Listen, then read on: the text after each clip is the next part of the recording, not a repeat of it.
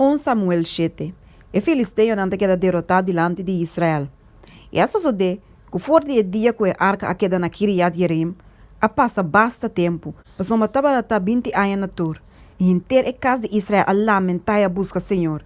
E ora Samuel a papi com inteira a casa de Israel bisando, se você volve cerca Senhor com inteiro vosso coração, quita é Deus no estrangeiro, e é Astarot for de memei de vosso, e dirigir vosso coração na Senhor e servir isso, e lo libra vosso for de mandi e filisteo não.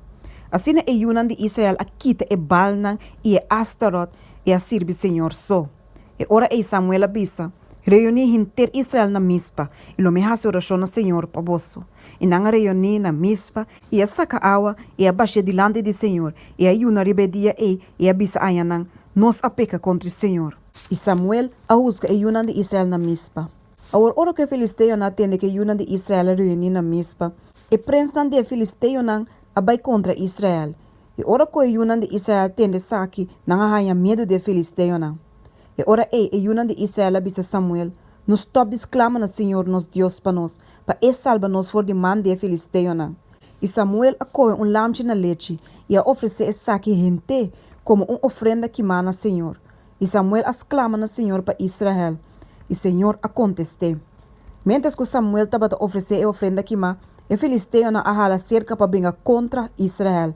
Mas Senhor a estrena constrena duro contra o filisteo na riba e dia e a confundina. Assim que na queda derrotado diante de Israel. E o homem de Israel a sali for de mispa. A perseguir o filisteo na e a derrotar na te bau de Betcar. E ora Samuel com pedra e a pone memei de mispa e sen, e a yame Ebenezer, bisando, te aqui não, Senhor ajuda-nos. Assim o filisteo na aguardo someti, e não a passa a fronteira de Israel mais. E a mão de Senhor estava contra o filisteo na todo dia de Samuel. E a estat não com o filisteo na coe for de Israel, aguardo devolver na Israel, for de Ekron tenachat. Israel a libra no território for de man de filisteo na. Assim estava em paz entre Israel e Amorreo na.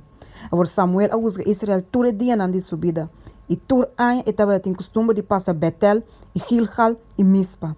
E ela usga Israel em todo lugar na e. Então ela volve na Rama, para uma sucasta batalha na. E aí ela usga Israel. E aí ela trau um altar na Senhor.